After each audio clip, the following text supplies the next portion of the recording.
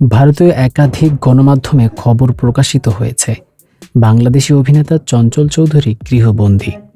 এসব সংবাদে কোনো সূত্র উল্লেখ করা হয়নি, এমনকি চঞ্চল বা তার ঘনিষ্ঠ কারো বক্তব্য দেওয়া হয়নি। ভারতীয় গণমাধ্যমে এমন খবর প্রকাশ্যে আসার পর তা নিয়ে আলোচনা হয় সামাজিক যোগাযোগ মাধ্যমে।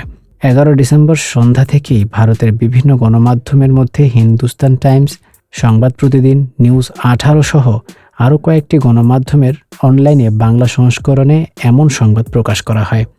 খোঁজ নিয়ে জানা গেছে খবরটি পুরোই ভিত্তিহীন।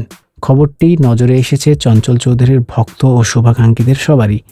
ভারতীয় সংবাদ মাধ্যম আনন্দবাজার পত্রিকাকে চঞ্চল চৌধুরী হোয়াটসঅ্যাপে জানিয়েছেন, আমি নিরাপদে আছি, এগুলো মিথ্যে খবর। উড়িয়ে দেন গৃহবন্দী থাকার কথাটা।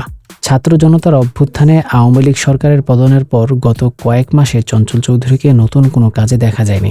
মাঝের সময় নাটকের শুটিং করেছিলেন।